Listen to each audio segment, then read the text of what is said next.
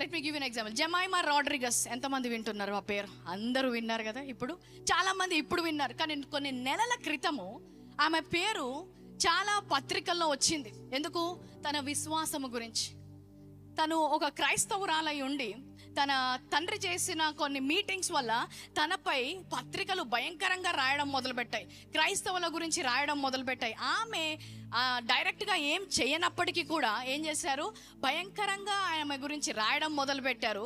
ఆమెకు ఉన్న ప్రివిలేజెస్, అంటే ఆమె కష్టపడి సంపాదించిన కొన్ని ప్రివిలేజెస్ కూడా ఆమె చెయ్యని దానికి ఆమె మీద ఎన్నో నిందలు వేసి, ఆమె కేవలం ఒక క్రైస్తవురాలు అయినందుకు ఎంతో భయంకరంగా ఆమె పరిస్థితిని, చాలా కఠినమైన చర్యలు తీసుకున్నాయి అప్పుడు బోర్డ్స్, అవసరం లేకుండానే. అంత మాత్రమే కాదు, మతోన్మాదులు ఇంకా పిచ్చెక్కిన వాళ్ళగా వెళ్ళిపోయి కొంతమంది అయితే ఎలాంటి కామెంట్స్ రాశారంటే, ఈ స్త్రీని గ్యాంగ్ రేప్ చేయాలి.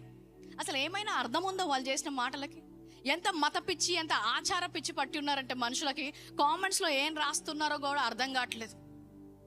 మతము, ఆచారం ముఖ్యమైపోయింది. ఆ రోజు తను ఏం మాట్లాడలేదు, ఎవరిని కూడా ఏమీ అనలేదు, రియాక్ట్ అవ్వలేదు. ఏం చేసిందంట? She rested, she did not react. Remember, as a believer you should rest in the promises of God. Don't react to your situations. ఆ రోజు అందరూ కూడా ఇంక ఈమె పని అయిపోయింది అనుకున్నారు, భయంకరంగా రాయడం మొదలుపెట్టారు. రాయడం గురించి ఒక మాట చెప్తాను, కామెంట్స్లో రాస్తున్నారు పర్వాలేదు, కానీ దానికి లెక్క చెప్పాల్సి ఉంటుంది. వారు ఎవరు చూడట్లేదు కదా, నేను మాట్లాడదా అంటే లెక్క చెప్పాల్సి ఉంటుంది. అందుకే యేసుక్రీస్తు ఏమంటాడు, నా గురించి కాదు, మీ గురించి, మీ పిల్లల గురించి ఆలోచించుకోండి అంటున్నాడు. మీ గురించి ఆలోచించుకోండి, రాసే ముందు, ఎవరి గురించి అయినా మాట్లాడే ముందు. ఆయన మాట వాగ్దానం ఇచ్చితే తప్పకుండా నెరవేర్చబడుతుంది.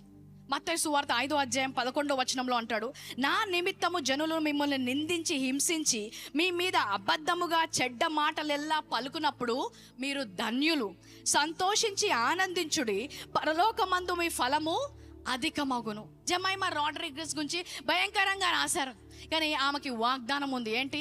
జనులు నా గురించి నిన్ను నిందించినప్పుడు పరలోకములో నీ యొక్క ఫలము అధికమగును. 6 నెలల క్రితం ఈ వాగ్దానం చెప్తే ఎవరు కూడా నమ్మడానికి సిద్ధంగా ఉండేవారు కాదు. ఈరోజు ఆమె ఫలితం అధికమైందా? ఈరోజు దేశమంతా చప్పట్లు కొట్టే విధముగా దేవుడు ఆమె నిలబెట్టుకున్నాడు. Hallelujah. So what she had to do? ప్రతిరోజు ఇంటర్వ్యూలు చేసి నా గురించి ఇలాగన్నారు, ప్రతిరోజు ప్రతి కామెంట్స్కి రిప్లై చేసుకుంటూ కూర్చోలేదు.